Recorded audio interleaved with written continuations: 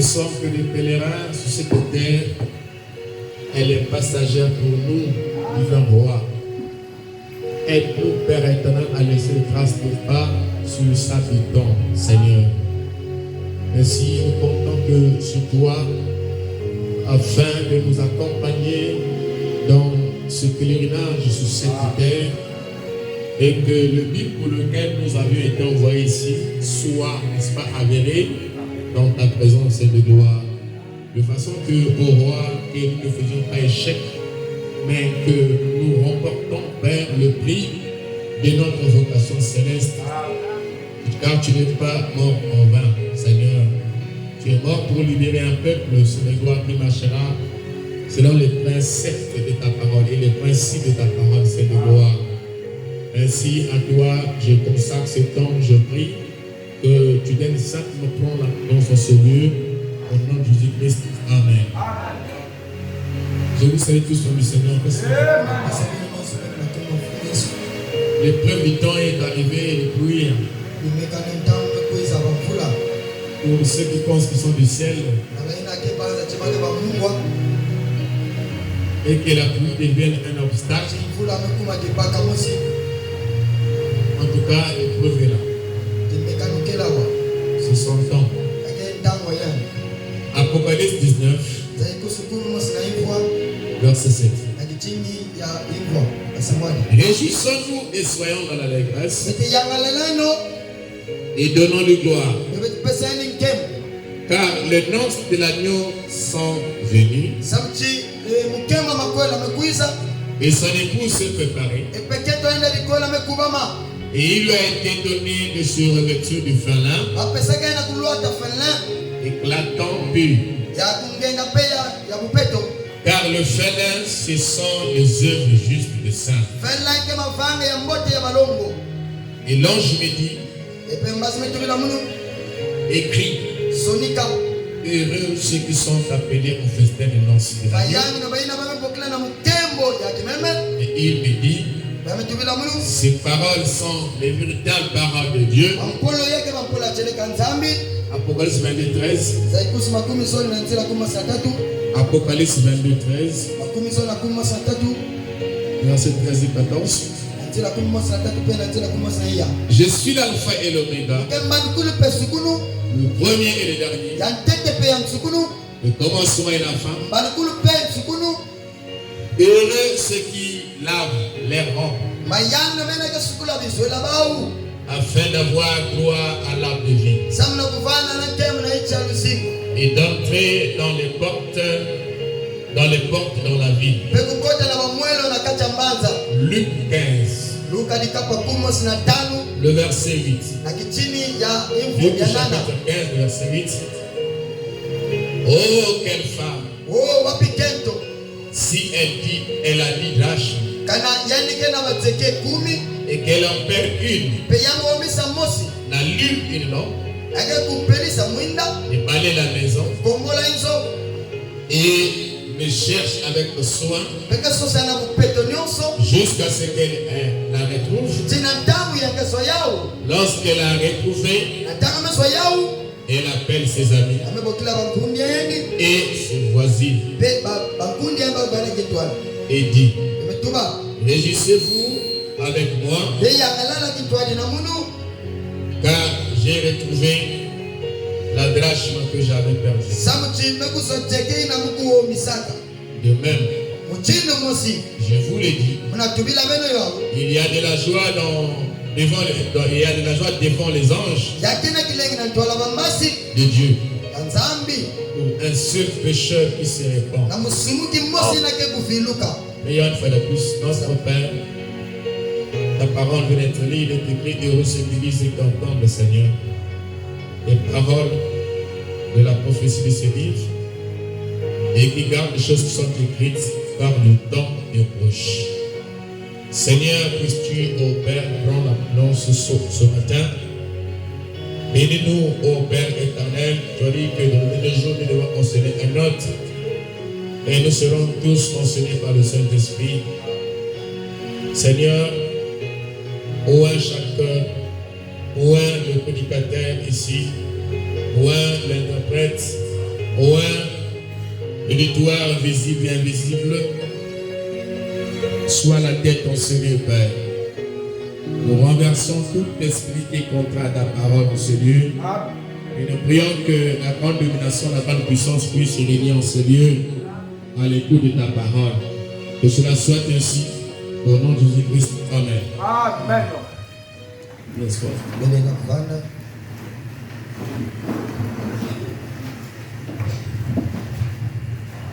Amen. Que Dieu bénisse. Le vendredi, on avait fait 2 heures. Pratiquement 2 heures. Ce que ça avait fait pratiquement 1h50 et quelques minutes. Pratiquement, on avait fait 2 heures. Et dans cette prédication de vendredi, par l'esprit, nous avons libéré beaucoup d'épîtres d'or. Si seulement les gens pouvaient suivre ça, malgré que nous n'avons pas de développement d'internet. Sinon, vraiment, ça a été vraiment très capital. Si seulement tout le monde pouvait suivre ça. Amen. En tout cas, les 2 heures que nous avons fait n'ont pas été en vain ou je ne sais comment, mais beaucoup de pupitres a été libéré. Donc nous sommes en train de faire une petite continuité aujourd'hui. Nous parlons sur une femme ménagère. Parce que Jésus viendra prendre une femme ménagère.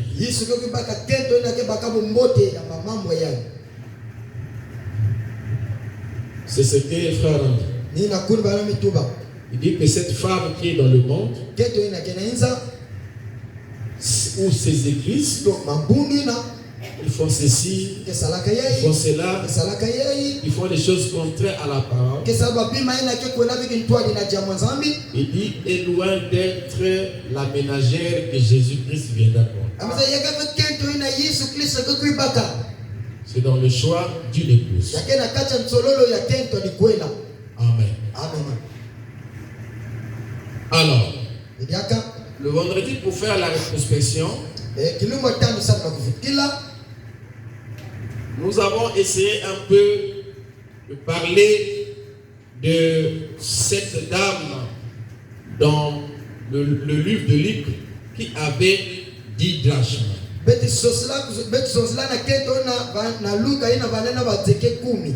On a dit que cette femme-là, que Jésus donne la parabole,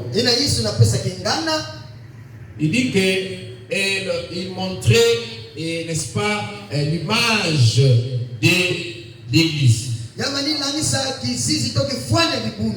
Alors, cette femme était une femme mariée.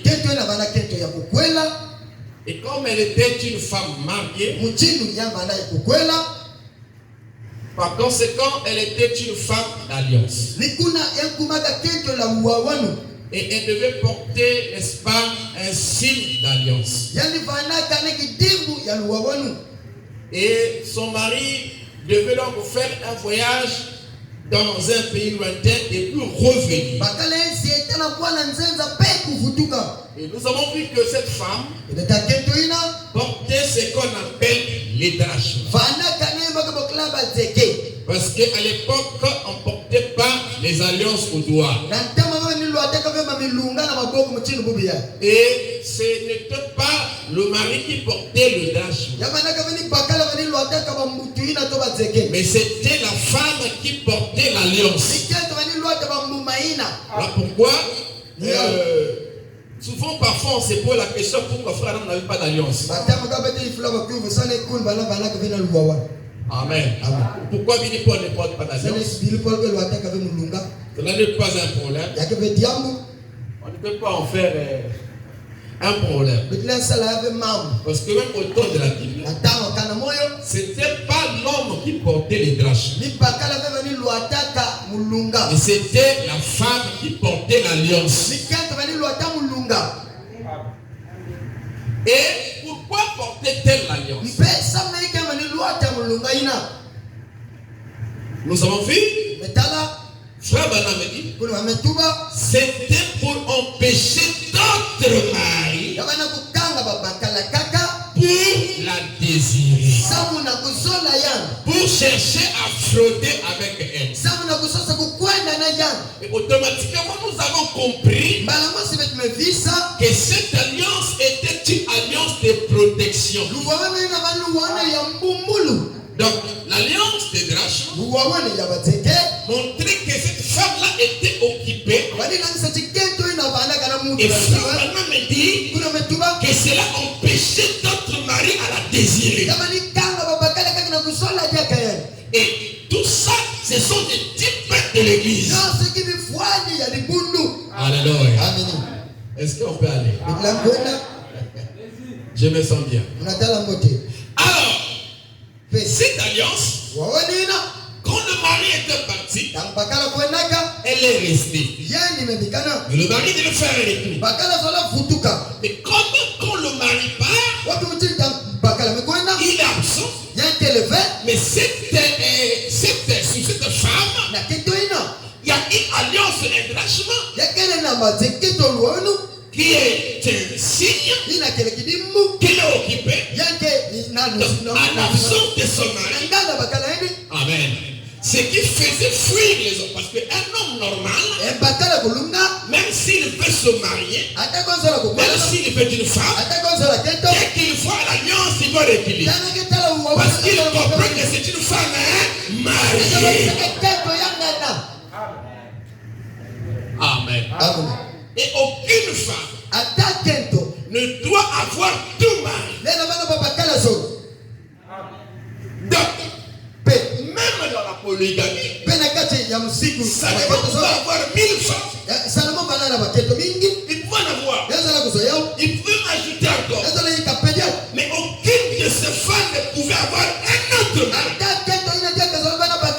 Donc c'est pour montrer que la femme est faite pour être la femme d'un seul homme. C'est pour cette raison qu'on le dit pas. Quand son mari, cet homme est parti, et que la femme a été couronnée de l'alliance, et tout ça empêchait à d'autres hommes de la désirer. Et nous avons vu que c'est ça aussi qui se passe avec l'épouse de Jésus. Alléluia. L'épouse de Jésus, c'est une épouse mariée à Jésus. Et quand Jésus est parti, il a laissé sa femme avec une alliance. Nous avons vu que cette alliance s'appelle le Saint-Esprit. Et nous avons lu le frère Nana. Donc on ne va pas revenir. Cette alliance était appelée le Saint-Esprit. Et nous avons vu que le Saint-Esprit, c'est la chose qui protège l'Église. Parce que nous avons vu que l'Esprit du Seigneur est élevé sur moi. Jésus l'a dit, quand il m'a pour annoncer une année de grâce. Et nous avons vu, pendant que Jésus était loin, avant que le Père ne le quitte, aucune personne ne pouvait toucher le Seigneur. Même quand ils ont pensé qu'on doit l'arrêter, on ne pouvait pas l'arrêter. Parce que l'Écriture dit, ne touchez pas à loin. Un loin, c'est quelqu'un qui a le Saint-Esprit. Donc en d'autres termes, quand une personne est loin, il est protégé. Il est placé à l'abri. Les démons ne peuvent pas la désirer. Est-ce qu'on en sent? Est-ce qu'on en sent? Amen. Alors, il est loin. Et quand le père l'a quitté à Gethsemane, là le diable peut le toucher. Et le craignait la croix parce qu'il fallait dire que l'esprit l'avait quitté. Le père là-bas, on depuis Gethsemane. C'est ce que dit Frère Bana. Amen. Après il crie à la croix, tout est dans mon Dieu, pourquoi m'as-tu pas? Dieu l'avait l'onction l'avait quitté. Et il devait mourir comme un simple homme. Alors, nous avons vu que dans le troisième saut, il est dit une mesure de bleu pour un denier, 3 mesures d'orge pour un denier, mais ne fais pas du mal à mon vin et à mon huile. Frère Branham me dit, le vin et l'huile symbolisaient l'épouse. Alléluia. Donc ne fais pas du mal à mon huile et à mon vin. C'était l'épouse. Donc l'épouse est dans une alliance de protection. Et ne fait pas du mal, parce qu'elle a le Saint-Esprit. Non pas seulement qu'elle en a, mais elle aime le Saint-Esprit. Donc on ne peut pas le toucher. Oh, le Saint-Esprit, c'est le feu divin. C'est parce que nous avons vu que tout animal de l'enfer, que chaque démon fuit le feu. Parce que les démons sont symbolisés par des animaux. Et que tout animal fuit le feu. Alléluia. Voilà pourquoi nous avons le feu divin. Parce qu'il faut avoir le feu divin. Et si on dit le feu divin, c'est pour distinguer l'autre feu. Parce qu'il y a aussi le feu étranger. Donc quelqu'un peut prêcher, quelqu'un peut parler, il peut avoir le discernement.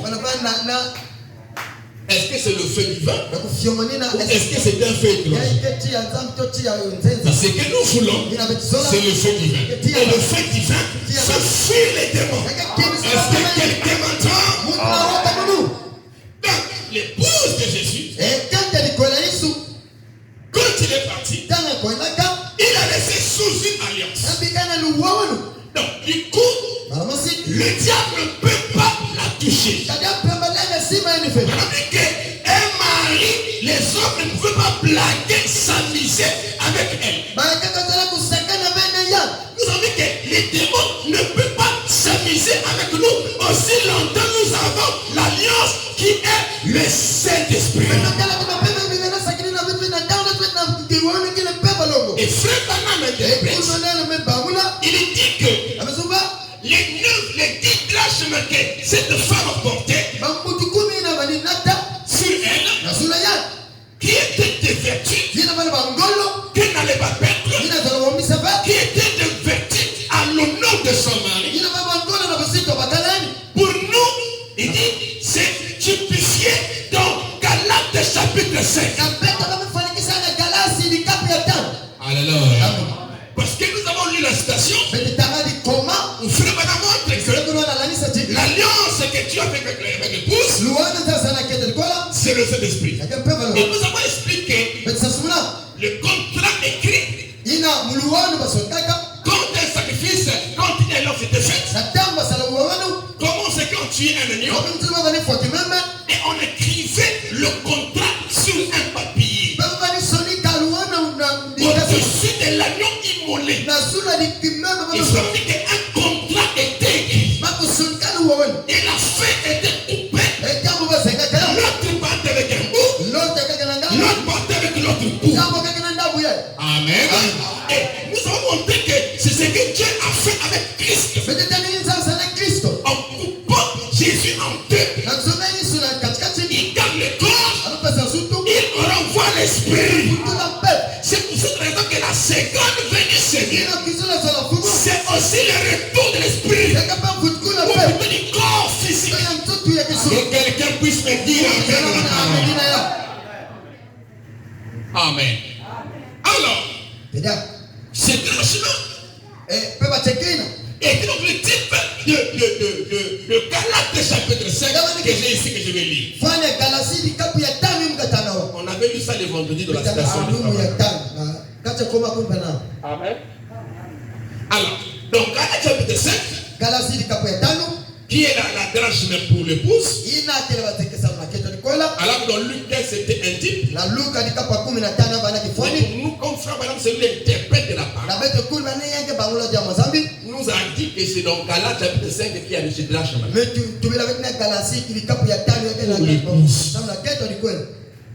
Amen.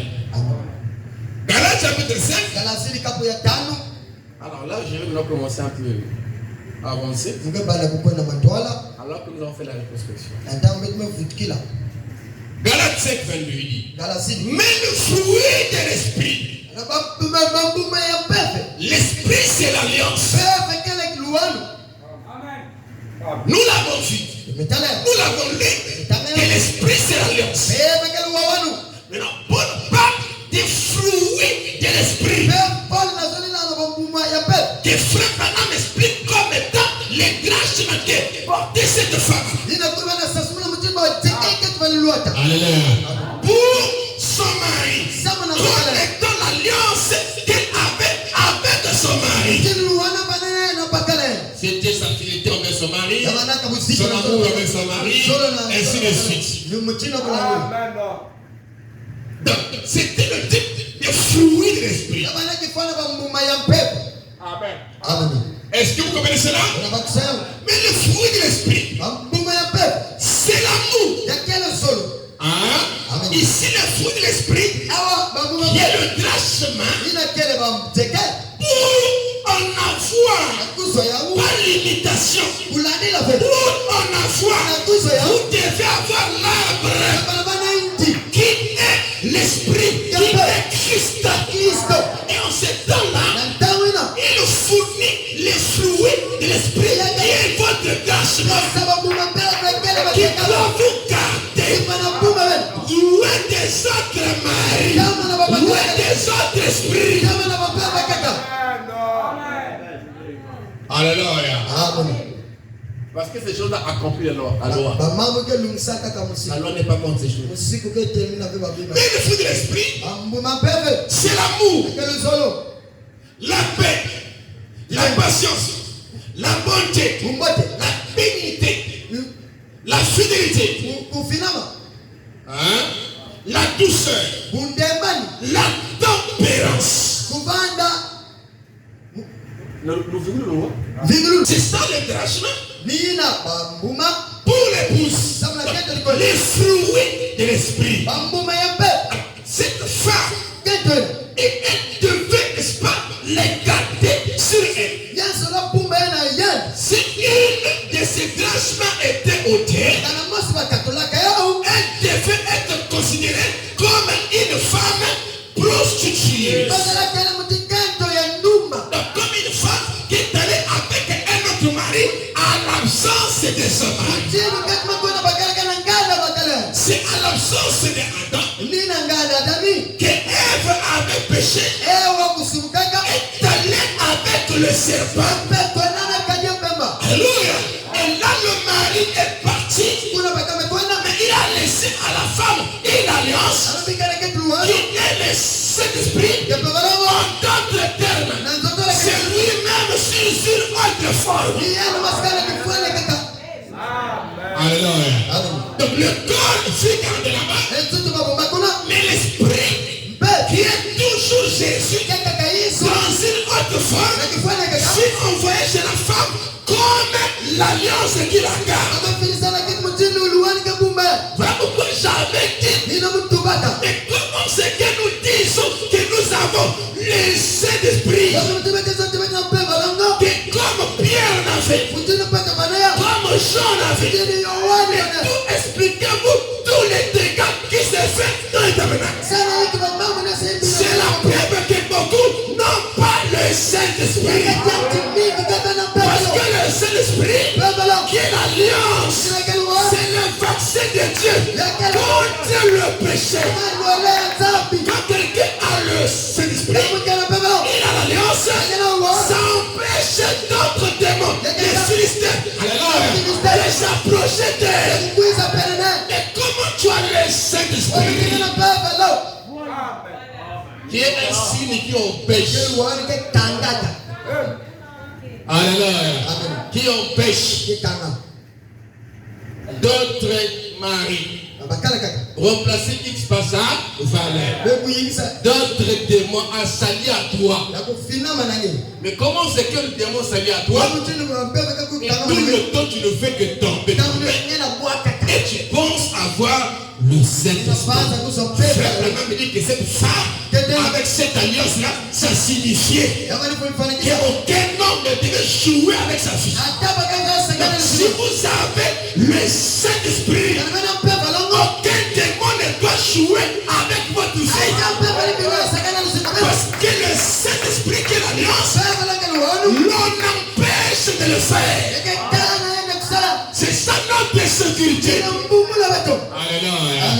Je me sens bien. Dans la seconde fin ici, on continue un peu cela. Prêchez le 17, 80, 57. Seconde fin, on va la Bible de vendredi. On prend le paragraphe ici. Le paragraphe 62.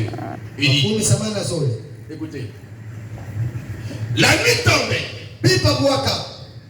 La nuit tombait. Et souvenez-vous, son mari devait retourner. Et s'il l'a trouvé avec le fils qui ne crache de moi,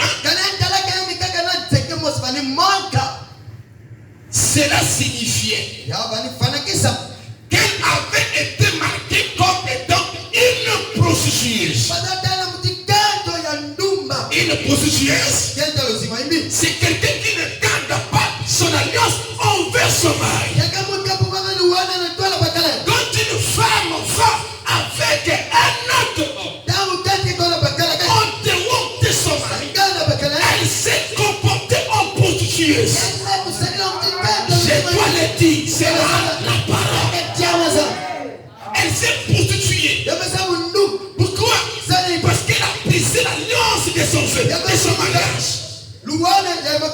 qui l'a mené à être attaché qu'à un seul mari.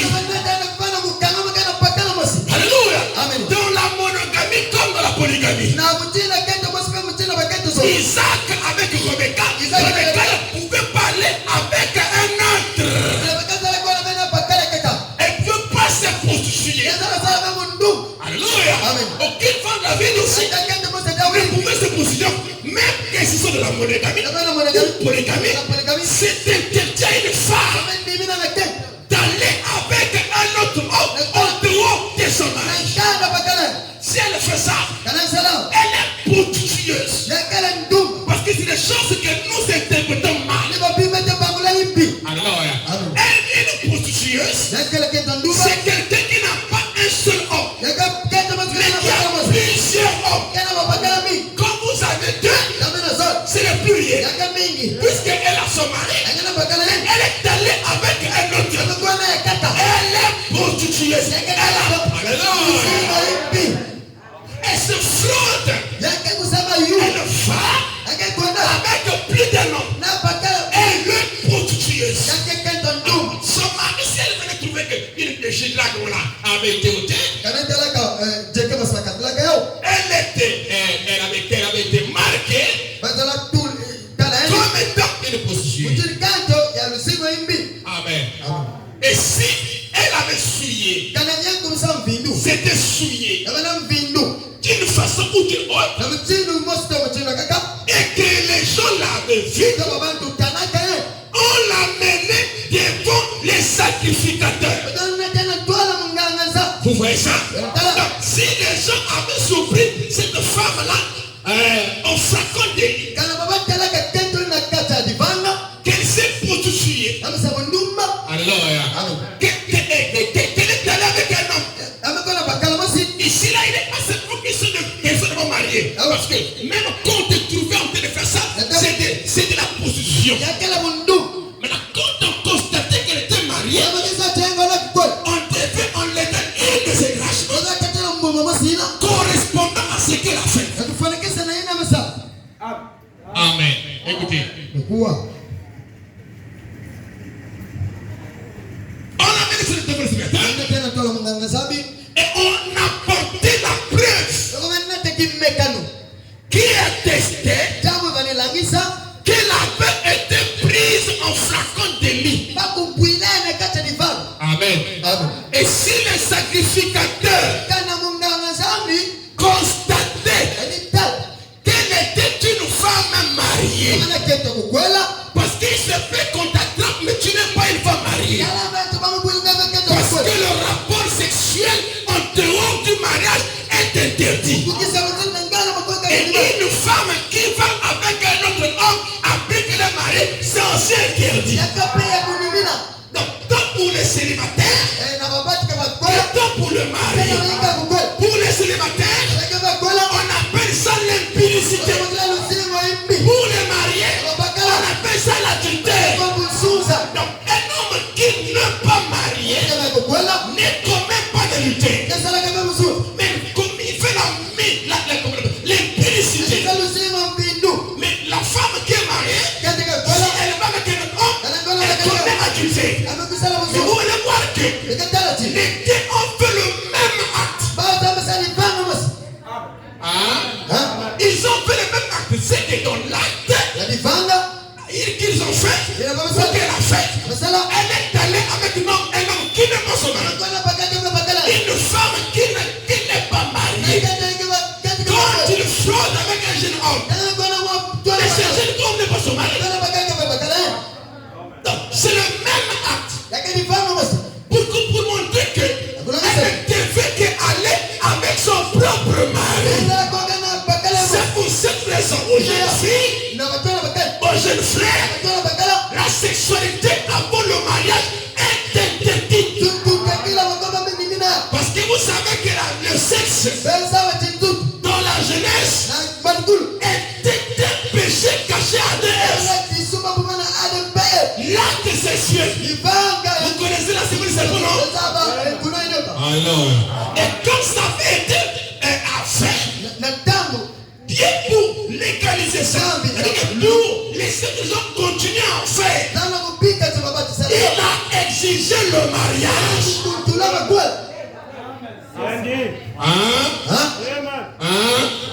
Voilà pourquoi il a dit que le mariage soit honoré de tous. Et que le lit conjugal. Voilà. Et que le lit conjugal soit exempté de souillure. Car Dieu jugera les impudiques et les adultères. Alléluia. C'est interdit. La jeune fille, même quand elle ne peut encore marier, doit comprendre que elle ne peut que s'accoupler un jour avec son mari. Si elle le fait avec un homme avant le temps, elle est une prostituée. C'est pour ça que les enfants ont dit qu'un homme avant de la prendre, elle devra confesser ça. Mais pourtant le mari ne confesse pas. Parce que le mari est dans la loi de la polygamie. Qui est la loi du sexe. Il ne confesse pas. Même quand il a couché là-bas, il a couché là.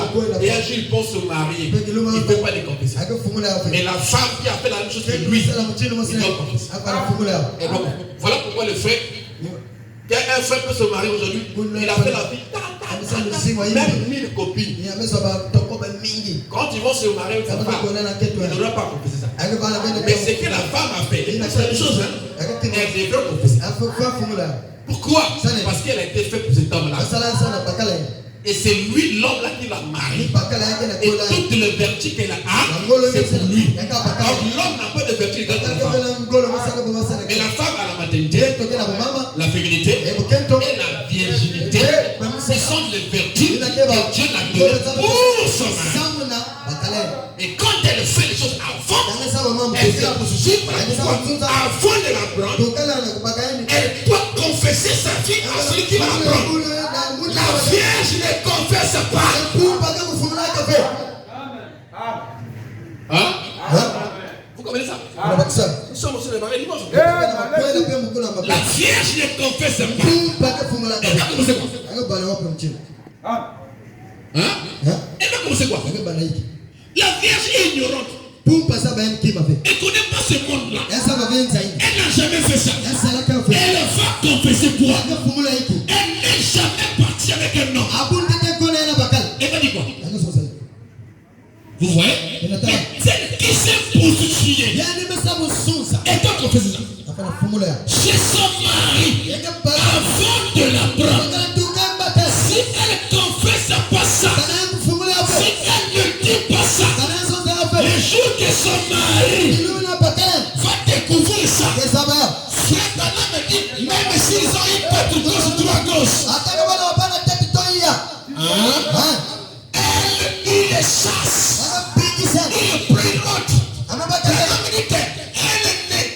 Ils étaient jamais mariés. Pourquoi? Parce qu'elle est entrée dans le mariage avec le mensonge. Elle n'a pas dit la vérité. Au même titre qu'elle dit que je suis vierge. Et après avoir allé sur les lignes nuptiales, elle découvre qu'elle n'est pas vierge. À l'instant même au combo. Sénégal. Mais si elle confesse sincèrement avant le mariage, c'est un ordre. C'est pour cette raison nous aussi, dans la période de la cour avec Jésus, qui acclame tout le temps jusqu'au matin. Donc, puisque nous avons été touchés, nous avons commis les péchés, on vient en fin de baptême, nous prenons la protection péché.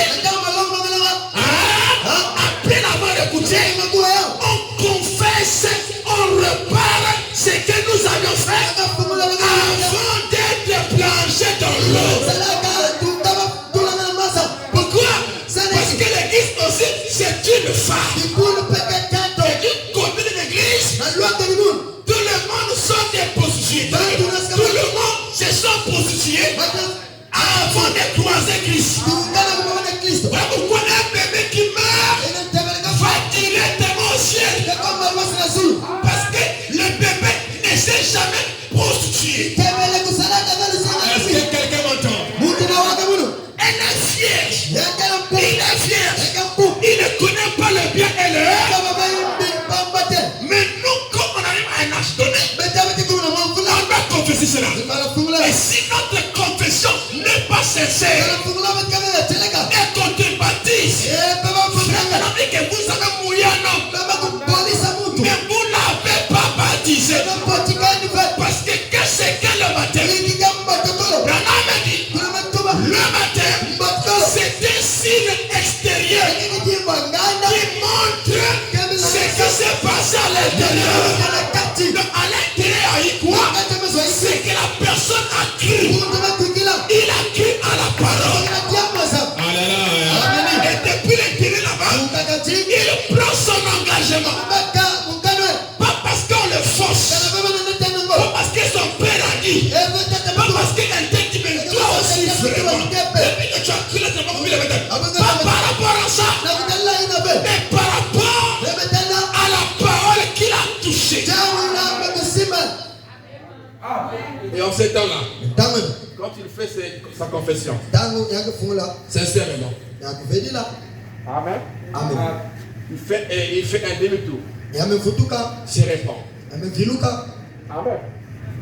En ce temps-là, voilà quand tu liras Luc, que nous avons lu, Luc 15, à la fin on dit, il y a plus que la joie. Quand tu as, se répand. Vous allez voir ce que je dis en fait. Amen. Même il y a ça. Alors, vous avez compris, chers soeurs, on doit vous enseigner la parole. Frère Branham dit que Dieu veut que son église soit bien formée. Mais donc, comme elle est bien formée et qu'il fait des choses contraires à sa parole, là c'est son propre jugement. Amen. Il faut attendre le temps de Dieu, ton mariage. Amen. C'est ça, honorer Dieu. Parce qu'on dit qu'enfant, honorez votre père et votre mère. Dieu est votre église. Dieu est votre église. Là où vous avez été engendré. Amen. Là où Dieu vous a envoyé pour entendre la parole. Quand vous honorez Dieu, vous honorez aussi votre église. Parce qu'on ne dira pas qu'ils vivent mal là-bas. Ils ont fait ceci là-bas. Amen. Vous déshonorez Dieu. Donc vous l'honorez, gardez-vous chaste et attendez le mariage. Amen. Amen. Est-ce que c'est bon? Alors on continue. Il dit. Achetez-vous-là. On l'a mené, voilà. Si elle avait été souillée, si elle s'était souillée, d'une façon ou d'une autre, et que les gens l'avaient vu, on l'a mené devant le sacrificateur. Et on a porté la preuve qui attestait qu'elle avait été prise en flacon de lit. On a même sur le sacrificateur. Amen. Et si les sacrificateurs constataient qu'elle était une femme mariée, il retiraient de sa tablette une drachme en considérant le mal qu'elle avait fait. Alors que son mari n'est pas là. Donc le sacrificateur, qui est le type de prédicateur, il enlevait la drachme. Ayant constaté que cette femme-là est une femme mariée, il entait les drachmes. Amen. Il dit, les drachmes, on conservait les mal qu'elle avait fait. Voilà. Si elle avait gâché sa vertu, on lui enlevait la drachme correspondante. C'était des vertus. Amen. Il dit, si elle avait filtré, elle montrer ainsi qu'elle n'était pas fidèle à son mari, on lui enlevait la grâce correspondante. Quelqu'un fit sa faute, on lui enlevait la grâce correspondante. Au retour de son mari. Amen. Au retour de son mari, celui-ci voyait qu'elle avait été marquée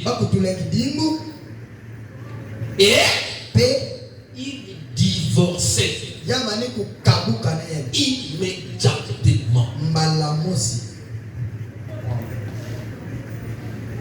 Dès qu'il venait là et qu'il constatait qu'il y avait une grâce qui manquait sur l'alliance, il n'y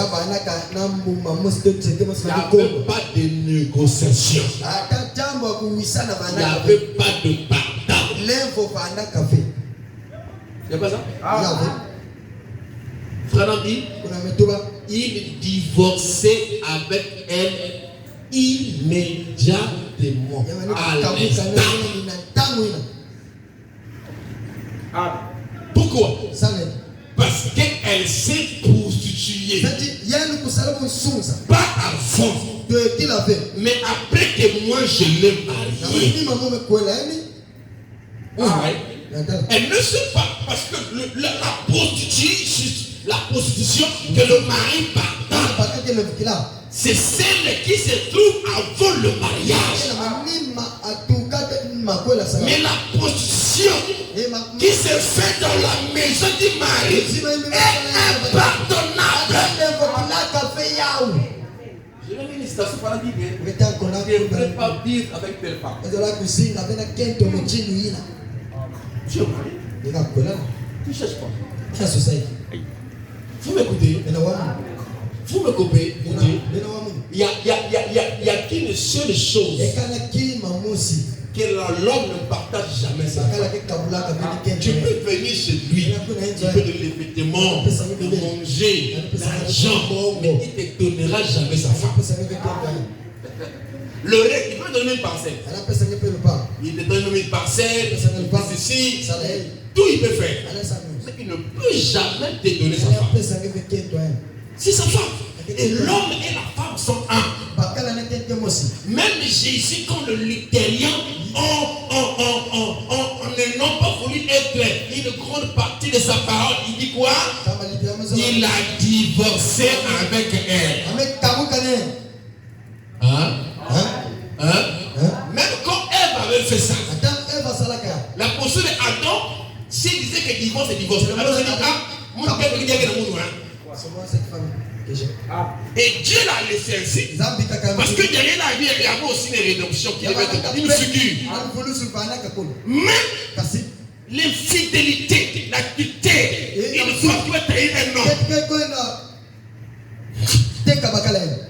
Même Jésus ne pardonne pas ça. Elle s'est prostituée. Alléluia. Oh non, un frère était là, mais 2 semaines et un mois, sa femme reste, elle commence à se prostituer. Wow. Mais ça c'est grave. La femme a été faite pour un seul homme. C'est comme une église ici. Mais le pasteur c'est le mari de l'église. Mais vous n'aurez pas de pasteur. C'est qu'il faut une brebis qui est en train d'aimer un autre pasteur parce qu'il est pas sur WhatsApp, Facebook. Cette brebis-là est prostituée, c'est un démon. Vous n'avez qu'un seul pasteur, un seul mari. Juste. Alléluia. Alléluia. Et pourtant, moi, j'ai pu avoir d'autres croyants ailleurs. J'ai pu. Dites-moi amen à ça. Et moi, j'ai pu avoir d'autres croyants ailleurs.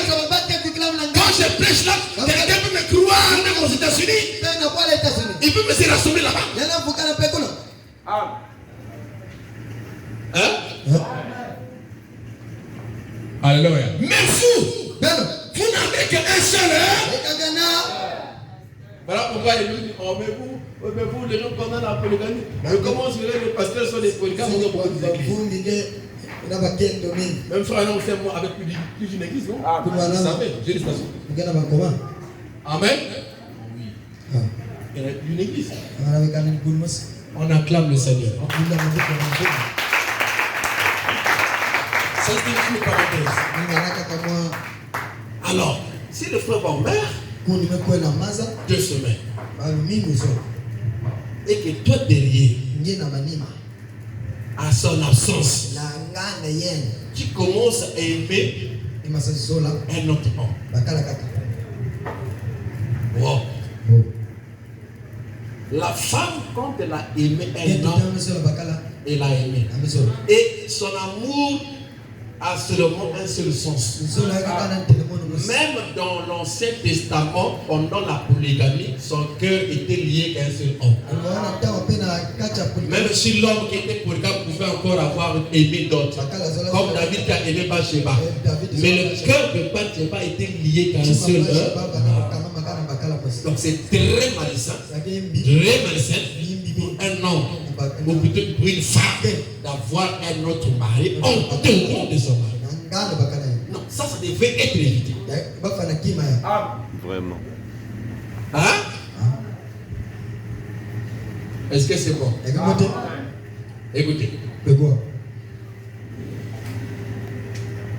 Au retour de son mari, celui-ci voyait qu'elle avait été mariée et il divorçait immédiatement. Et n'avait plus rien à faire d'elle, d'une telle femme. Voilà, il divorçait immédiatement et n'avait plus rien à faire avec une telle femme. Est-ce que vous comprenez ça? Est-ce que vous comprenez ça? Mais ça prouve qu'il ne t'aime pas seulement toi. Et elle prouve que son amour pour toi n'est pas stable. Pourquoi sur les craches là-bas, il y avait l'amour envers son mari, la fidélité envers son mari. C'était autour de la femme, pas de l'homme, de la femme. Et là aussi, il ne peut pas dire que les hommes sont infidèles. Parce que moi je suis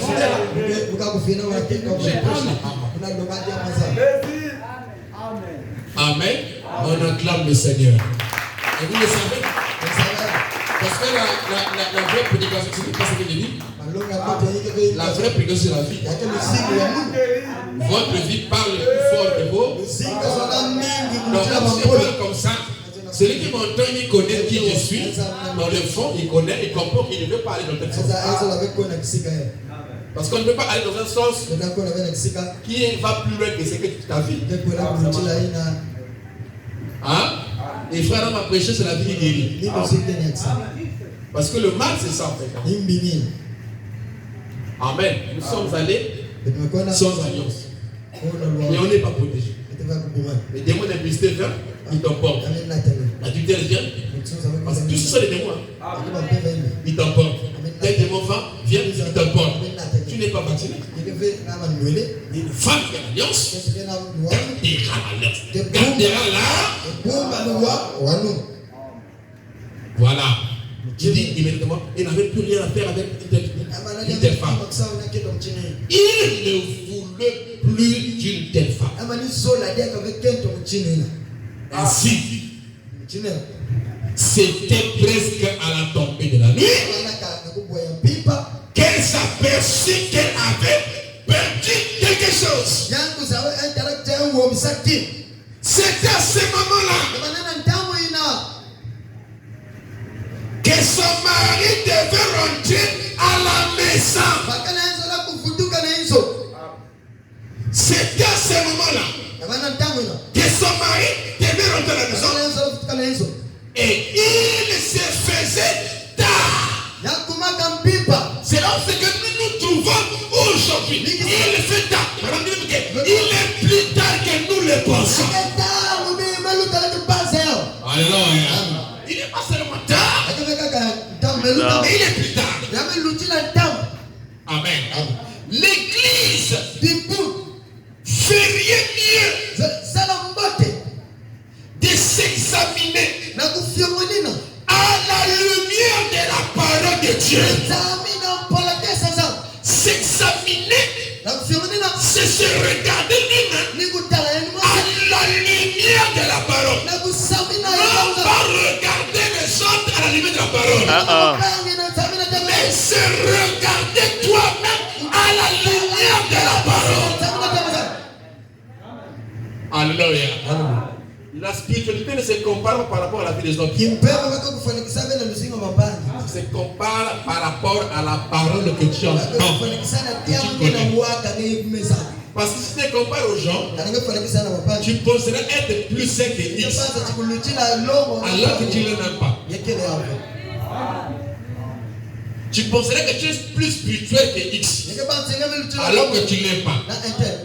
Pour savoir que tu es plus spirituel, ou que tu es vraiment saint, regarde ta vie à toi-même avec la parole et jauge toi-même ce que ça donne. Tu es ton propre juge. La parole est corrective. La parole est juge. Prends la parole et juge-toi toi-même. Est-ce que ta vie est intacte? Dieu te bénisse. C'est ça. Parce qu'à nos jours, on juge trop la spiritualité avec la vie des voisins et des autres. Non! Il y a aussi des hypocrites. Maudit soit quiconque se confie en l'homme. Regarde ta vie toi-même. Alléluia. Regarde la considération. L'amour que tu as de la parole. L'amour que tu as pour Christ. L'amour que tu as pour l'œuvre de Dieu. L'amour que tu as pour faire l'œuvre avancée. La rapidité que tu as après avoir entendu une vérité et de l'appliquer dans les applications. Là encore. Alléluia. Oh. Parce que vous devez appliquer le sang. Et le temps sur le message de l'homme que vous écoutez. Dieu te bénisse. Après l'avoir écouté, soit quelle rapidité à chercher, à s'identifier. Vous savez que nous avons les 4 onctions. Vous avez les 4 onctions. Parce que vous écoutez les 5 ministères. Alléluia. Et ces onctions-là, c'est toujours Jésus. C'est comme vous écoutez la parole. Vous devez aussi avoir l'onction de l'aigle de la rapidité. Pour prendre cette viande-là, l'avaler, la manger et devenir ça. Tu n'entends pas pour attendre, mais tu entends pour appliquer à l'estomac. Quand vous entendez ma voix, n'obstruez pas votre cœur. Comme l'ont fait les gens, croyez à la parole, appliquez la parole. Parce que le lendemain ne vous appartient pas. La rapidité d'entendre et d'appliquer, c'est la chose capitale. Combien de gens aujourd'hui qui ont entendu la parole, mais qui y a 3 mois, il y a 4 mois, il y a 1 année, mais qui n'ont jamais appliqué? C'est des gens comme des postes pilates qui se trouvent avec le sang de Jésus dans la main et qui va laver les mains, frappe la main et dit le problème c'était pas de laver les mains, mais le problème c'était d'appliquer le sang dans son cœur. Je me sens bien. Est-ce que ça fait du bien? C'est ça notre victoire. C'est ça être fils de Dieu. Alléluia. S'examiner. Cette femme-là, quand l'heure faisait tard, elle s'est mise à s'examiner elle-même. Et elle s'est rendue compte qu'elle avait perdu une tâche. Non pas parce qu'elle était prostituée. Je me sens bien. Elle avait perdu une vertu. Non pas qu'elle positionné. Mais il y a eu c'était comme une négligence. Ou c'est quoi qui a amené la tâche à se détacher d'elle. Et c'était tombé quelque part dans la maison. Et quand elle était en train d'avancer, ne dormait pas. En ce temps-là, elle s'est rendue compte qu'il y avait une grâce qui était en train de monter. On l'avait pas amené chez les sacrificateurs. Personne ne l'avait trouvé en flacon de lit. En d'autres termes, elle n'avait pas péché. C'est lui qui a la sémence de Dieu, lui, ne commet pas de péché. Elle fait l'erreur. La femme là avait fait une erreur. Elle n'avait pas péché. Elle n'était pas partie se livrer. Oh, j'aime encore les amis. Parce que les amis me font pécher. Et ça permet de libre souffle. Oh, je me sens bien. C'est pour cette raison. Les fils de Dieu n'ont pas un problème avec Satan, avec l'extérieur. Mais ils ont un problème avec leur propre maison. Alléluia. L'ennemi de l'homme, c'est l'homme lui-même. Ce n'est pas l'extérieur. Le problème, c'était pas l'extérieur. Le problème, c'était dans sa propre maison. Et c'est là qu'elle s'est mise à regarder. Et elle a se rendu compte qu'il y avait une chose qui la manquait. Alléluia. Et que la chose là s'est trouvée seulement là. Alléluia. La parole est vertu. Se trouve seulement là dans le message. Nulle part ailleurs. Ne soyez pas comme Esaü. Jacob a dit, il faut que je vous bénisse. Il faut que je te bénisse. Mais avant que je te bénisse, va me chercher un gibier. Tu vas me tuer ça. Je vais manger. Et quand je vais manger, je te bénis. Pendant que Isaac parlait à Esaü, Rebecca, l'église, est en train d'écouter l'église. Esaü s'est dit, eh bien, comme je suis chasseur, je vais carrément en forêt pour aller chercher les gibiers. Alléluia. Je me sens bien. Il comptait à ses propres capacités de la chasse. Mais Dieu n'est pas là. Dieu est dans la révélation. Alors Rebecca va expliquer à Jacob. Il va dire que ton père est en train de vouloir bénir ton grand frère. Je me sens bien. Elle était conduite par l'esprit. Elle n'a pas regardé que les autres avaient l'eau de naissance. Parce que pour commencer, l'eau de naissance, c'était la parole. Pas l'âge, mais la parole. Alléluia. La parole est notre eau de naissance. Et il dit à Esaü, à Jacob, mais ton père m'a béni ton frère. Donc toi, regarde. La solution n'est pas en forêt. La solution est seulement chez nous ici. Alléluia. Alors que Esaü est allé chercher la solution loin. Mais la solution n'était pas loin. La solution était seulement là. Dans leur maison. La parole n'est pas loin de toi. La parole est seulement là. Ne va pas aller chercher ailleurs. La guérison n'est pas loin. Oh non, je me sens malade. Je vais aller consulter un marabout là-bas. On a mis Singa. Honte à toi. La solution n'est pas là-bas. La solution est là-bas ici. Alléluia. Pendant que Esaü est allé loin. Oh Esaü. Pourquoi tu veux aller loin? La conception charnelle. L'homme est charnel. Dieu a dit, avant que les deux ne naissent, je connaissais qui est Esaü. Je connaissais qui est Jacob. Et j'ai aimé Jacob. Et j'ai Esaü. Alléluia. Esaü était grand, mais il était charnel. Mais Jacob, il était petit. Il avait la révélation.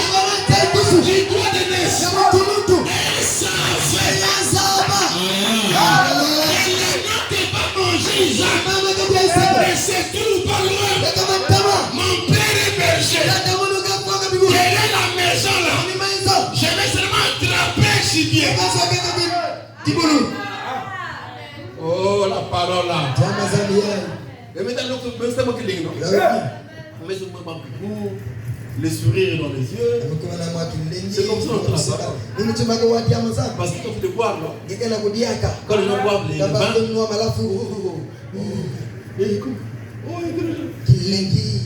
Ils sont joyeux. C'est succulent. Amen. Maintenant, comme ça, on dit qu'on ne veut pas l'église. Vous savez que la joie fait que vous ayez une bonne santé naturelle. Quand vous êtes joyeux naturellement, ça vous donne la bonne santé. Et quand vous êtes joyeux dans la parole, spirituellement, ça vous donne la bonne santé. Alléluia. Et là, ça prouve même que tu es en bonne santé. Celui qui est malade, il peut pas. Parce qu'il est malade. Et une personne n'a pas santé. Dès qu'il entend tout, il a fait. Parfois les larmes sortent. Parce qu'il y a des larmes de joie, il y a des larmes de pleurs. Ici à l'église, on n'a pas besoin de larmes de pleurs. Mais nous sommes à la résurrection. Nous avons besoin de larmes de joie. Alléluia! Oh, que notre Dieu soit béni. On acclame Jésus-Christ. Il dit, wow. L'église fait le mieux qui s'examine à la lumière de la parole. Amen. De s'examiner à la lumière de la parole, le Dieu. Pourquoi il est Dieu? Parce que les gens s'examinent par rapport à un dogme catholique. Vous savez, Marie, c'est pas comme ça qu'on s'examine. On s'examine avec la parole. Mais vous savez, Marie n'est pas la parole. Paul dit que la parole est un miroir. Et la parole, c'est celle qui n'est pas écrite. La parole pour notre temps, avec laquelle on va s'examiner, c'est le message de l'heure. Le message de l'heure, c'est le fils d'un homme qui réfléchit, qui donne le goût d'un homme saint. Un homme saint goût.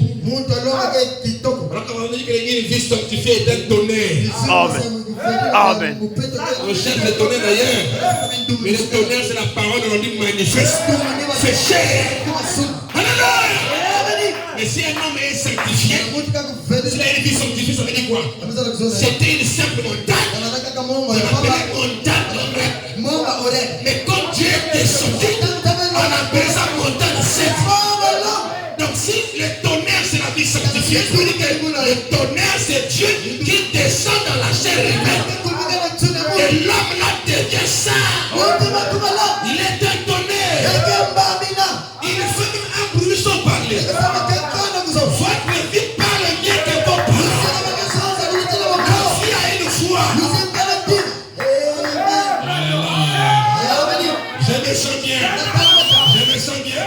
La Bible dit, le sang de Jésus-Christ parle mieux que le sang d'Abel. Abel fut tué. Son sang a parlé. Mais le sang qui a une foi. Le sang c'est la vie. Et quand Jésus meurt, son sang parle mieux que le sang d'Abel. Alors que le sang, ça montre qu'une vie a été ôtée. Et cette vie qui a été ôtée a été appliquée quelque part. Et cette vie-là part. Voilà pourquoi il y a des gens qui parlent ici sans péché. Ils pêchent, ils parlent pas. Il est en train de passer là. Il est en train de chanter là. Il est dans la maison là. Il parle à son voisin. Il est en train de prêcher. Il n'a pas dit Jésus. Il n'a pas dit croyant. Il n'a pas dit ceci. Mais quand il est en train de le voir, alléluia, sa vie est en train de parler. Sa vie est en train de guérir. Les tonnerres, ça va crier. Tonnerre, ne criez pas. Le tonnerre est dans le mystère du silence. Pour cette chanson. Alléluia. Le silence a une idée au ciel. Pas sur la terre. Je me sens bien. Mais le tonnerre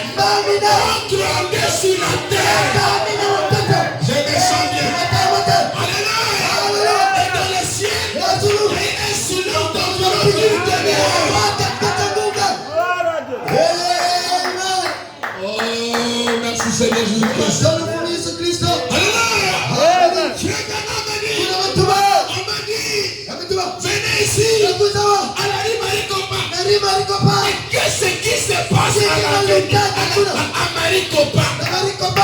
Il dit, qu'est-ce qui se passe là-bas? C'est le septonnet. L'Apocalypse dit, qui est en train de faire entendre leur voix. Alléluia. Et quand ils ont fait entendre leur voix dans la Bible, on a dit, ne l'écris pas. C'est ce qu'on dit les septonnet. Et frère Branham dit, c'était au dos du livre. Donc pour qu'il ait donné, il faut que le livre soit d'abord achevé. Je me sens bien. Il faut que le plan de la rédemption soit d'abord achevé. Or le plan de la rédemption s'achève après le 7e an de l'église.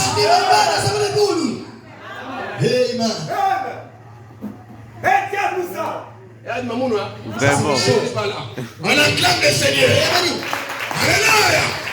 Oh, je me sens bien. Aïe, aïe, aïe. Mais je l'ai évangélisé, écoutons. Écoutez. Je suis en train de préparer encore. On va revenir dans le truc là. Monsieur Seller. On va parler sur le mystère. C'est quoi le mystère? On va y revenir.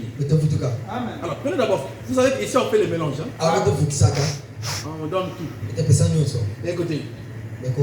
Waouh. On est monté sur l'eau, la production c'est rien de difficile. Écoutez, l'église sera mise de s'examiner à la lumière de la parole concernant notre piété. Voilà, vous pouvez dire là. Voilà, mon Dieu, c'est la piété. Amen. Notre loyauté, notre dévotion. Nous sommes devenus compagnies, rapporteurs, fumeurs, médisants et des Jézabel peinturés. Nous sommes devenus des Jézabel peinturés. Il y en a plein dans les des Jézabel dans les tabernacles maintenant. Il y a beaucoup de Jézabel. Mais ils ne se rendent pas compte. Elle vient avec sa jupe, tout ça. Jézabel. Bien peinturée. Elle a mis les pions aux hommes. Mais les pions, c'est une peinture. Je dois vous dire ça. Toi, ce qui t'embrouille, comme on dit, vernis c'est rouge, ou c'est noir, ou c'est rose. Le diable t'embrouille. Il va te prendre un vernis, je ne sais pas, un vernis gris. C'est le vernis que vous pouvez toucher même. Mais c'est la peinture. Alors, on vient peindre des hommes. On doit te dire que non, je ne suis pas Jézabel. Pourquoi? Parce que chez toi, c'est une autre couleur. Mais tu es Jézabel. Tu as seulement pris une couleur différente de ce que le monde met. Mais c'est toujours la peinture que tu as appliquée. Tu viens mettre comment on appelle ça? Les pignons de lèvres. Et là-bas on dit rouge à lèvres. Parce que là-bas c'est rouge. Et chez toi c'est brillant. Mais c'est toujours le même produit. C'est seulement les couleurs. Vous faites la même chose. Si on veut connaître une église, on a dit quoi? Regardez-le. On a fallu regarder les frères et les sœurs. Parce que c'est le seul dans leur habillement, leur manière de parler extérieure qui montre l'image de l'église. Quand il dit regarder les sœurs, c'est pas spirituel. Est-ce que moi je peux regarder le code d'un spirituel? Tu peux regarder? Je suis. C'est là que tu regardes le cœur. Quand il dit regarder les sœurs, ça veut dire que c'est regarder comme ça avec les yeux physiques. les paris. Parce qu'il y a beaucoup de choses que Dieu a condamnées sur la femme et l'église. Parce que la femme, en fait, c'est elle qui a fait des ajouts. Et qui a fait les changements, des habillements, le pantalon, le vernis, on coupe les cils ici, on met les crayons. Il y a eu les soins du médecin maintenant. C'est bien camouflé là. Bien. Et tout ça on dit au nom de la beauté. Mais moi je pense que les sœurs du message qui sont naturelles sont très belles. Il y a des païens qui les aiment comme ça. Il y a des païens qui cherchent même à les suivre partout là. C'est Irani. Wow. Tu es allé à adolescent, ça va pas nous ici. Amen. Amen, Seigneur.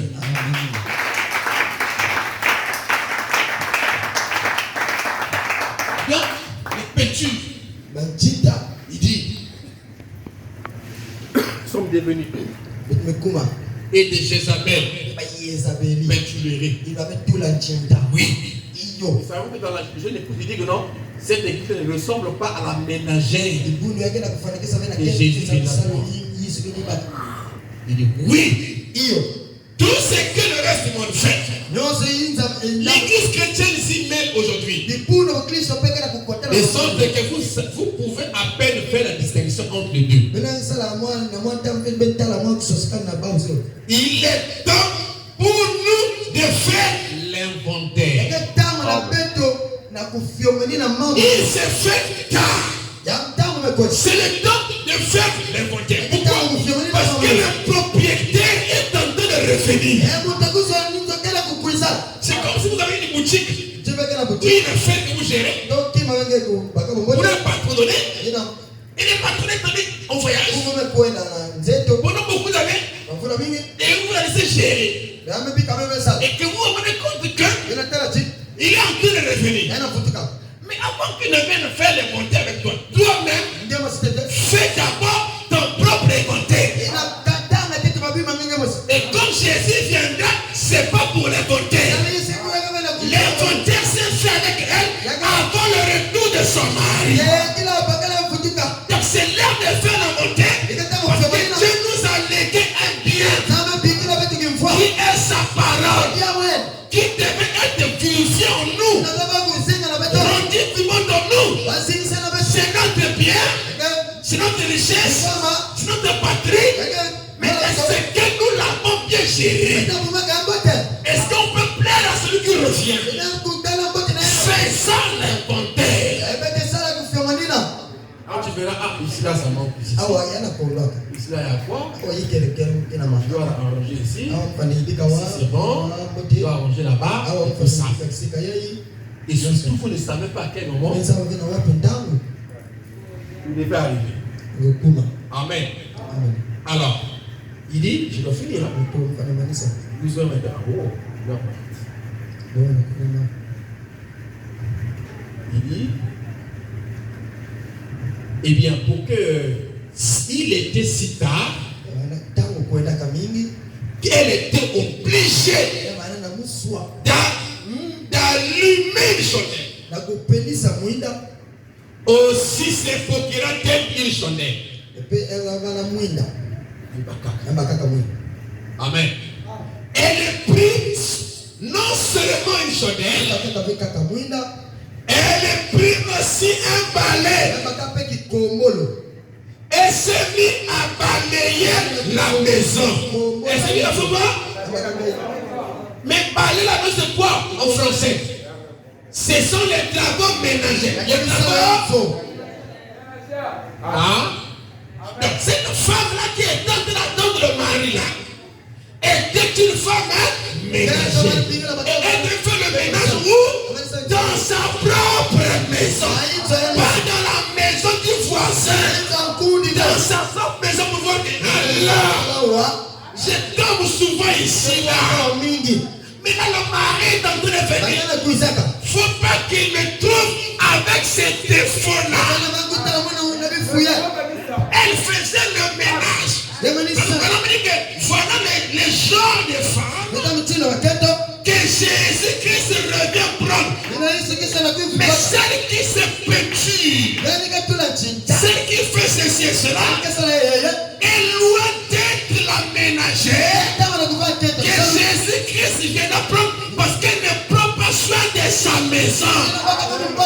Et Paul dit ne savez-vous pas que votre corps est le temple de Dieu, est le temple du Saint-Esprit. Si quelqu'un détruit le temple de Dieu, Dieu aussi le détruira. Vous êtes le tabernacle de Dieu. Et elle s'est dit, oh, je dois faire le ménage. Avant de manier de sa maison, c'était la maison où elle habitait avec son mari.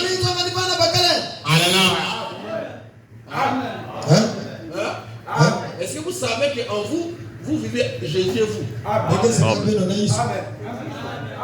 Amen. Mais vous, c'est votre âme. Vous vivez Jésus et vous dans votre vie. Est-ce que vous comprenez ça? On acclame le Seigneur. Marie enceinte. Merci. Écoutez. Elle est obligée d'allumer la chandelle. Et non pas seulement qu'elle a pris la chandelle, elle a pris aussi le balai pour balayer. Le balai nous permet de chasser toute la saleté, toute la poussière. Et nous savons que ce qui chasse la poussière de l'homme pour nous n'est autre que la parole. C'est la parole qui fait le nettoyage.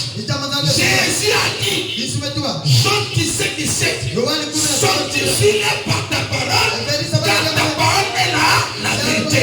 Nous n'avons pas d'autre matériel avec quoi nettoyer notre maison en dehors de la parole. Et nous n'avons pas aussi d'autre lumière avec quoi éclairer notre maison en dehors de la parole. C'est toujours la parole. Amen. Il est question de la parole. Voilà pourquoi il est dit, les gens qui ont l'image de la piété, qui ont la forme de la piété, mais ils renient ceux qui ont fait la force. La force pour être comme Dieu, c'est de manger Dieu, c'est de devenir la parole. Alors vous avez là la force de la piété. Mais si vous n'avez que la forme, non, nous ne voulons pas avoir la forme de la piété, mais nous voulons avoir la piété. Mais pour avoir la piété, on doit accepter ce qu'on fait la force de la piété. Et c'est la parole. Et c'est qui a nettoyé sa maison, a purifié son cœur, a préparé son cœur, alléluia, a ôté la haine de son cœur, a ôté tout ce qu'il a eu contre quelqu'un, mais qu'il a gardé dans son cœur. C'est ça le nettoyage. Parce que Jésus vient prendre la parole. Et l'épouse doit être la parole. Et l'esprit et l'épouse disent viennent. Et que celui qui entend dise vienne. Et que celui qui vient prendre l'eau de la vie gratuitement. L'épouse est la parole. Rien autre. Il dit, waouh. Mais elle a pris un balai.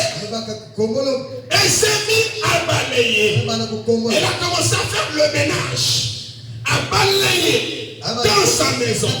Alléluia. Mais en balayant, ce qu'elle avait en tête, en balayant, en nettoyant, c'était de retrouver la glace qu'elle avait perdue. Donc ça veut dire que cette vertu-là semblait être enfouie dans la poussière, dans la saleté. Et la seule manière de retrouver ça, alléluia, je me sens bien, c'est de nettoyer la maison, de balayer la maison. Tout le temps qu'il a tout de balayer, parce que balayer signifie faire sortir la saleté de votre maison. maison. C'est pas ça? C'est pas ça? Balai me dit, fais sortir la saleté de votre maison. Pendant qu'elle faisait sortir la saleté de sa maison, elle a mis une chose en tête, c'est de retrouver la vertu qu'elle avait perdue. Donc la vertu que vous avez perdue, vous ne la retrouverez pas si la saleté qui environne ça n'est pas d'abord nettoyée.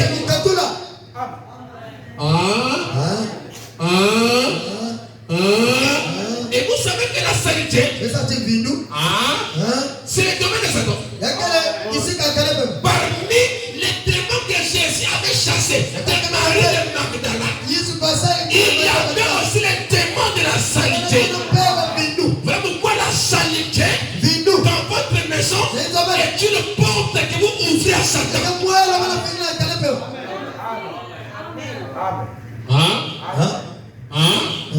Entre la sanctification, fait descendre Dieu. Sans la sanctification, personne ne verra Dieu. La sanctification, le nettoyage qui met la pensée du cœur dans l'ordre de la sainteté, fait descendre Dieu, attire Dieu, parce que Dieu aime la propriété. Elle vit dans la propriété. Cette femme a pris le balai. Il a commencé à balayer. À quel moment? À l'heure la plus sombre. Pendant que c'était plus tard. Que l'heure était tard. Avant le retour de sa mari. Alléluia. Oh, gloire à Dieu. Et là, il me dit, quand elle a cherché cela, et qu'elle a retrouvé. Quand elle a cherché cela, et qu'elle a retrouvé. L'autre chose qui est venue après, c'est qu'il a appelé les voisins. Mais on ne fait pas l'évangélisation dans la saleté. Si ta vie n'est pas pure, qui tu vas appeler? Qui va te croire?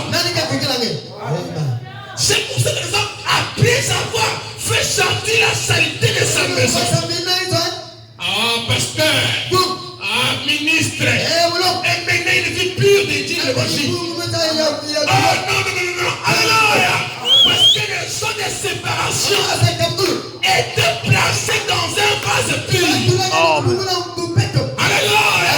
Et Jésus a dit, je les sanctifie moi-même pour eux. Évangéliser, sanctifie toi-même pour ceux qui vont t'écouter. Avant qu'elle appelle les gens, elle a nettoyé sa maison. Et puis quand elle a trouvé la vertu perdue, et qu'elle était en ordre avec quoi? Avec l'alliance qui est la parole. Alors elle a appelé les gens pour venir ensemble célébrer la chose. Et la Bible dit, il y a plus de joie au ciel devant les anges quand une âme se convertit. Pourquoi c'était lié à ça? Pourquoi Jésus a lié ça à ça? Parce que cette femme a d'abord fait le nettoyage avant d'appeler chemin ouvert tabernacle. Si nous voulons attirer les âmes ici, waouh! Nettoyons d'abord notre intérieur.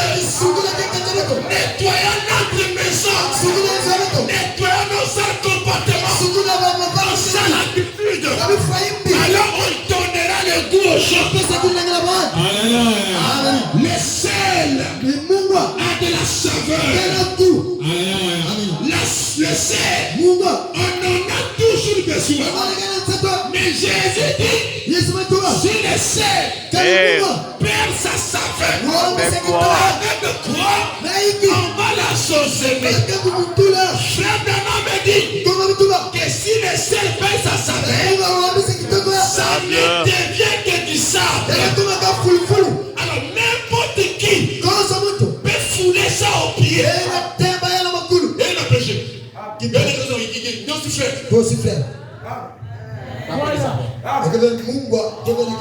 Oh, doucement pour nous. Depuis quand? Même toi aussi. Tu parles de Dieu. Mais le garçon là qui est souvent au coin de l'école là. C'est pas ta copain. C'est pas ta copain. Tu veux parler de Dieu. Le sel n'a pas de saveur. Le sel n'a pas de saveur. Le sel n'a pas de. C'est ça qui empêche les gens de croire. Frère Branham me dit, quand quelqu'un est né de nouveau, il a le Saint-Esprit, il est sauvé, il a Dieu. Les gens vont l'aimer. Les gens vont le croire.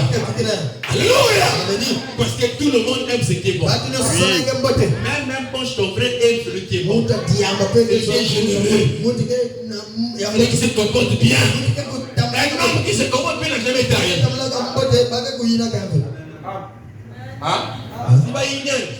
Ils vont seulement y aller comme à Jésus. Plus que Jésus était bon, il était pour lui généreux. Il était parfait. Mais on l'a haï. Sans cause. À cause. Vous voyez ça? Un homme qui est vraiment généreux, qui est aimable envers tout le monde, il va attirer les gens. Mais quand tu dis message, chez vous il n'y a rien. Il faut que vous arriviez à un niveau où tu n'as pas invité quelqu'un, mais que la personne s'est invitée elle-même parce qu'elle a vu le flou. Elle veut être comme vous. Il veut avoir un mari comme votre mari. À vous le mari aussi là. Soyez des bons maris pour votre femme. Parce qu'ils savent ça tire. Non, je vais avoir un mari. Je dois venir dans votre église là-bas. Là, mon péché là. Il fait que vous devenez comme ça. Vous emmènerez mon mari. Pourquoi? Parce que vous avez montré, vous avez prêché par votre fils. Et les gens voient ça. Cette femme-là, elle a d'abord fait le nettoyage. Et après avoir fait le nettoyage, elle est allée, elle a rassemblé tout ça. Il avait dit qu'il y a plus de l'argent quand il a amen. C'est donc, retrouvez d'abord la vertu que vous avez perdue. C'est que vous devez être. En ce temps-là, les gens vont vous croire. Frère Branham, l'on nous l'a dit, amène les gens à te croire. Oh non, on ne croit pas. Oh non, on ne croit pas. Amène-les à te croire. Tu as la capacité de les amener à te croire. Et quand tu les amèneras à te croire, toi, mais si tu te crois, les gens font quoi? Ils vont te suivre. Il faut te suivre. Amen. Pas te suivre à l'église, mais te suivre le Seigneur. Amen. Parce que vous n'avez pas seulement amené les gens à l'église. Seigneur. Voilà pourquoi beaucoup de gens exhortent les gens pour vous amener à l'église. Ça les veut. On n'exhorte pas une personne pour l'amener à l'église, mais on exhorte une personne pour l'amener à la gloire. Et une fois qu'il va comprendre ce que vous l'expliquez, il va venir à l'église. Vous ne l'exhortez pas pour l'amener à l'église. Parce que quand vous le parlez là, même le soir il peut mourir. Et tel exhortation auquel il a cru là, comme le voulait à la croix là, il fait rentrer au ciel. Même son baptême. C'est une responsabilité. Il a cru là, il croit là. Il sort là, camion boum, comme il croit déjà dans ma bouche de l'ennemi. Le salut va être sauvé, ne dépend pas du nombre de paroles que tu écoutes. Quand tu crois au Seigneur Jésus-Christ, comme de tout ton cœur, tu es sauvé. Vous comprenez ça? Donc, si la personne n'a pas eu le temps, non, Dieu a permis de me faire c'est la prière déjà. Amen. Donc, n'amenez pas les gens à l'église. N'exhortez pas quelqu'un pour l'intention de remplir l'église. Non. C'est faux. C'est un faux motif. Jésus a dit, allez-y, faites de toutes les nations mes disciples. Les églises, de toute façon, c'est Dieu ne nous a pas commandé pour aller comme ça. Il a dit allez-y prêcher les. Donc l'évangile, c'est de parler de la bonne nouvelle. Maintenant, quand il sortira lui-même que non, il a envie d'avoir un lieu pour s'habiter, pour sa parole, il est là. Même quand on commence une église, quand il va commencer l'église, par exemple, il va commencer par l'évangélisation. Il va aller prêcher. Donc cette tension, il vient de le rassembler. C'est pas comme ça. Moi, je ne suis pas comme ça. Quand on exhorte les gens, on leur parle que de Jésus. Tu n'as pas au nom à chercher à avoir une idée au nom de l'église, on carré.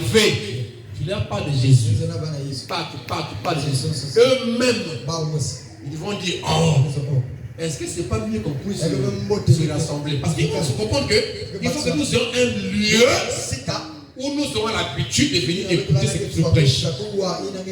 Vous voyez, non? Il y a beaucoup d'églises qui vont commencer l'église pour des échecs comme ça. Parce que dans l'intention, c'est l'église. Ce n'est pas l'église. L'intention des prédicateurs, c'est d'amener les âmes à Christ. Pas l'église. Amen. Si c'est l'église, le pasteur, le frère en parle, je crois que quelqu'un a fait dessus, on est un peu comme ça, et qui était dans un contrée des musulmans. Je dois finir ici. Voilà. Qui était dans un contrée des musulmans, qui peut jouer les pénons doucement, qui était dans un contrée des musulmans, qui était dans un contrée des musulmans. Quand on dit que, et comme les musulmans croient difficile, ils sont bornés. Et le pasteur là est resté là avec celui des années et des années. Mais si sur l'intention était l'église, il devait arrêter là-bas. Mais comme j'ai fait des années, il est le seul âme. Le frère a dit qu'il continue à prêcher cette âme. Parce qu'il y a des gens qui ont même une âme, mais qui vont emmener personne au ciel. Personne. Alors quelqu'un peut avoir une seule âme qui lui amène au ciel.